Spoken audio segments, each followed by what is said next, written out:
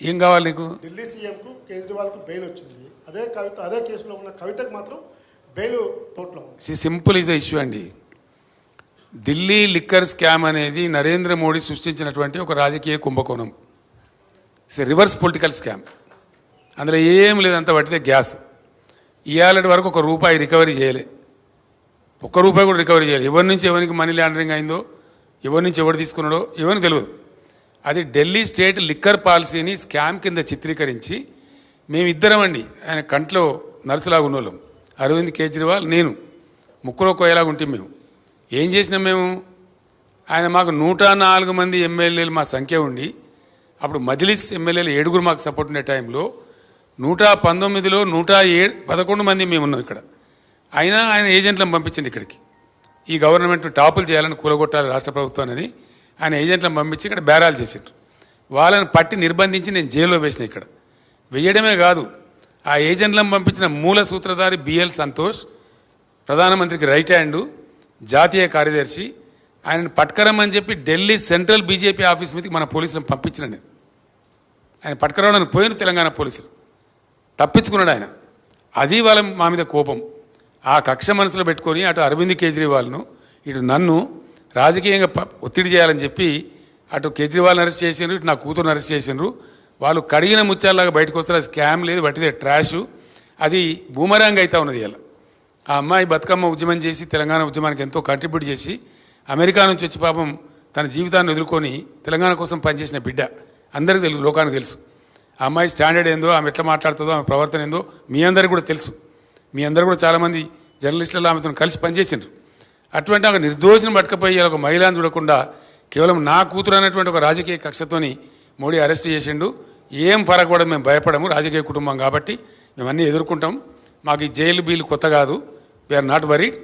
ఆమె కడిగిన ముచ్చంలాగా బయటకు వస్తుంది. I have no out of doubt. Thank you so much. Thank you. ఏం కావాలంటారు మీకు?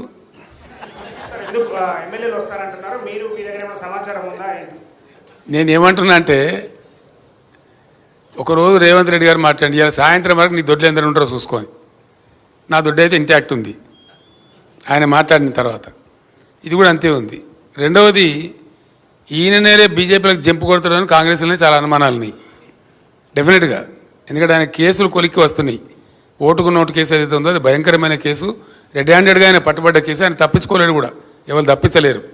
కాబట్టి అది మన కింది మీద అయితే ఈయననే బీజేపీలకు జంపు కొడతాడు కేసులు తప్పించుకోవడానికి పెద్ద ప్రచారం ఉంది. అందులో భాగంగా నిజంగా జరుగుతున్నది ఏంటంటే, నన్ను ఎవరు డైరెక్ట్ కన్సల్ట్ చేయలేదు, కానీ మా పార్టీలో ఉన్న ముఖ్యులను కాంగ్రెస్ పార్టీలో ఉన్నటువంటి ఒక వర్గం అంతా కన్సల్ట్ చేస్తూ ఉన్నారు. కన్సల్ట్ చేయడంగా స్పష్టంగా చెప్తున్నారు సంఖ్యతో సహా. అన్న మేము 26 నుంచి 33 మంది ఎమ్మెల్యేలు రెడీగా ఉన్నాము, మేము కలుస్తాము, ఇద్దరం కలిసి గవర్నమెంట్ ఫామ్ చేద్దామని చెప్తున్నారు. మరి రేవంత్ రెడ్డి తదాస్తు దేవతలు ఉంటారు పైన, మరి అటు నుంచి ఇటు వస్తారో ఇటు నుంచి అటు పోతారో చూద్దాం ఏం జరగబోద్దు. సార్, మీరు ఇందాక జాతీయ స్థాయిలో బీఆర్ఎస్ మళ్ళీ బలపడుతుందన్నారు.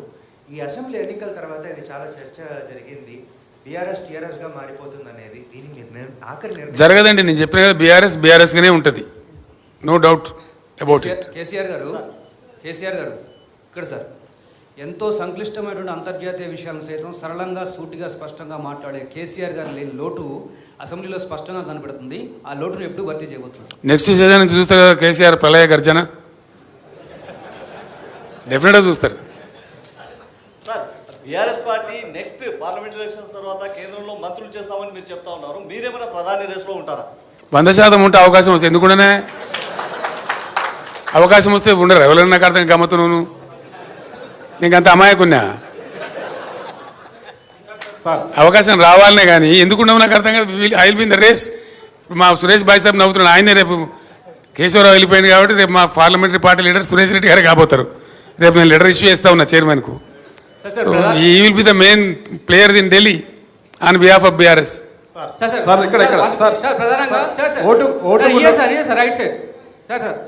మళ్ళీ వాడేమైనా నా మీద నిషేధం పెట్టగలడా? టైం ఎంత అయింది?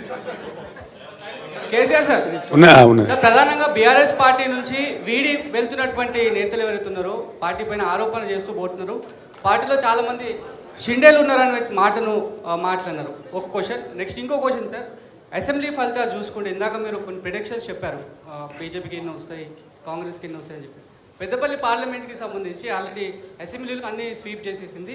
థర్డ్ ప్లేస్లో ఏ రకంగా ఉంటుందని చెప్పి ప్రిడిక్షన్ చెప్తున్నారు. ఖచ్చితంగా చెప్పచ్చు బ్రదర్, చాలా సింపుల్ అది. ఎందుకంటే పోయినసారి ఎన్నికల్లో మేము 7 అసెంబ్లీకి గెలిచిన సీట్లు 2 కోల్పోయినాం. మేము పోయిన పార్లమెంట్ ఎన్నికల్లో 18లో మేము గెలిచిన తర్వాత 7 అసెంబ్లీ సీట్లు నిజామాబాద్ సెగ్మెంట్ మేము గెలిచినాం, కానీ మేము ఓడిపోయినాం. అట్లా 6 సీట్లు గెలిచిన దానికి ఓడిపోయినాం. తారుమారు అయిపోతే అట్లా ఉండదు. ప్రజలు అభిప్రాయం అనేది మారుతుంది డెఫినెట్గా.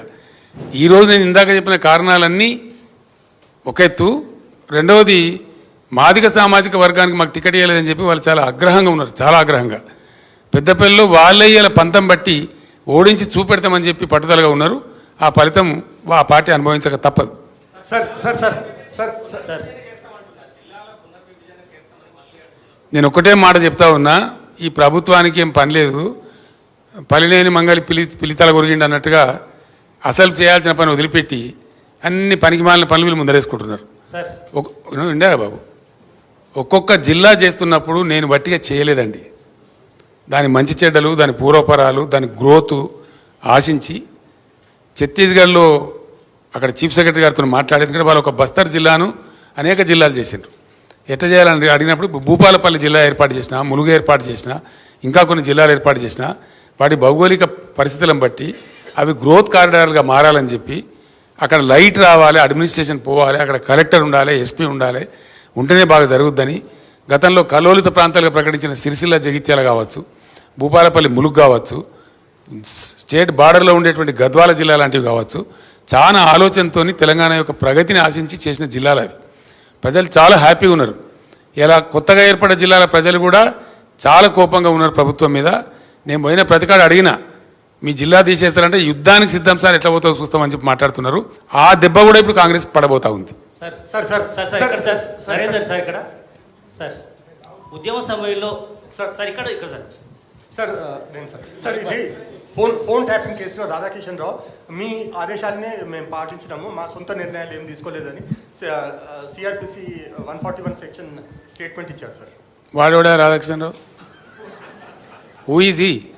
DCP sir, DCP. నాకు తెలియదు, నీకు అంత తెలుసా? నీకు ఆయన లేదు సార్, రాష్ట్రంలో 100 మంది డీసీపీలు ఉంటారు, వాడు కూడా ఒక్కరి పేరు పట్టుకుని ఉన్నాను అడిగింది, నాకు అర్థం కాదు. సార్ ఉద్యమ తలా తోకలేని ప్రశ్న అది. సార్ ఉద్యమ అసలు ఆ ఫోన్ ట్యాపింగ్ ఏదో మీకు పిచ్చి పట్టుకున్నది. కానీ ముఖ్యమంత్రికి ఫోన్ ట్యాపింగ్ ఏమైనా సంబంధం ఉంటారా? రాహుల్, నువ్వు ఇంత పెద్ద సీనియర్ లీడరు.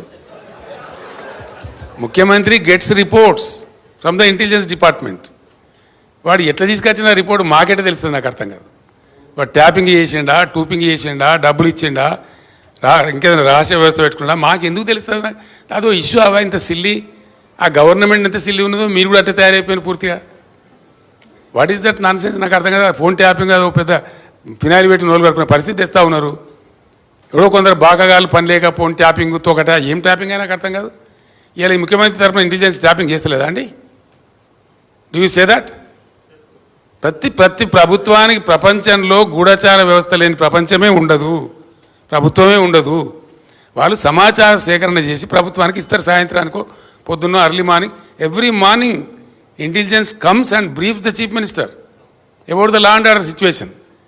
చాలా ఉంటాయి మన దగ్గర. హైదరాబాద్లో పేలుళ్ళు జరిగినాయి, అట్లాంటిది ఏదైనా ఉంటుంది, ఇంకేదైనా ప్రమాదాలు ఉంటాయి, కొన్నిసార్లు కొన్ని విచిత్రమైన దొంగల ముఠాలు వస్తాయి.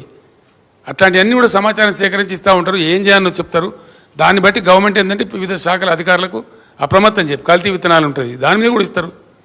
వాళ్ళు ట్యాపింగ్ చేస్తాడా, టూపింగ్ చేస్తాడా మాకేం తెలుస్తుందా? నాకు అర్థం కాదు. No minister is concerned with that, no chief, అసలు కన్సర్న్ ఉండదు. We're only concerned with the reports given by the intelligence. The way they brought the report, we don't know. That is purely internal matter of the police department. And ఇంకోటి అండి, అదేదో మీరు పెద్ద భ్రమలో ఉన్నారు.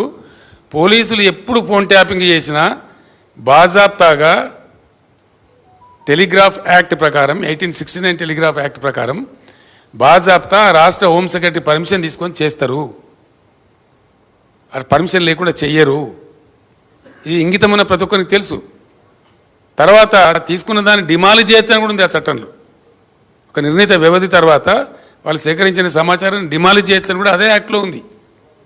ఇది తెలియకుండా అదేదో పెద్ద భయంకరమైన వ్యవహారం అన్నట్టు, దానిలో ఏదో తోకమట్టం ఏదో కొండందో వెలకబట్టుకున్నాం అన్నట్టు, ఏమి బట్టి ట్రాష్ గ్యాస్ దాంతో ఏం అయ్యేది. మీరు ఆ భ్రమలు ఉండకండి.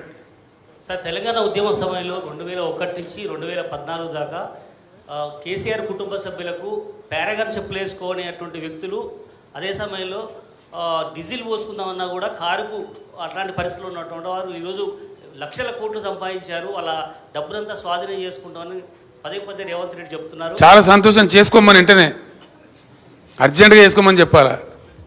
పారాగాన్ చెప్పులు లేకుండా నేను ఉంటున్నా, రేవంత్ రెడ్డి ఉండినా ప్రజలకు తెలుసు కదా. పారాగాన్ చెప్పులు లేకుండా ఎవరు అనేది అందరికీ తెలుసు కదా దేశంలో. ఎవరు భూ కబ్జాదారు, ఎవరు బ్లాక్ మెయిలరు, ఎవరు ఓటుకు నేట్ కేసులో పట్టుబడ్డరు, ఎవరు దొంగ దందాలు చేసినారు, ఎవరు భూమాఫియా అందరికీ తెలుసు రాష్ట్రంలో. మాకు పారాగాన్ చెప్పులు లేని ఫ్యామిలీ అండి మాది. Sir Srinivas sir, city vision live. గతంలో రైతులకు ఉచిత ఎరువులని ఒక హామీ ఇచ్చారు, మీరు చాలా సంతోషపడ్డారు, ఆశపడ్డారు రైతులు. అయితే ఆ నినాదం మళ్ళీ ఈ మధ్య తెర మీదకి తేవట్లేదు. కాదు బ్రదర్, కాదు బ్రదర్, బేసికల్లీ అది కరెక్ట్ కాదు. ఎందుకంటే మేము ఏం చేసినామంటే రైతుకు సహకారం అందించాలా,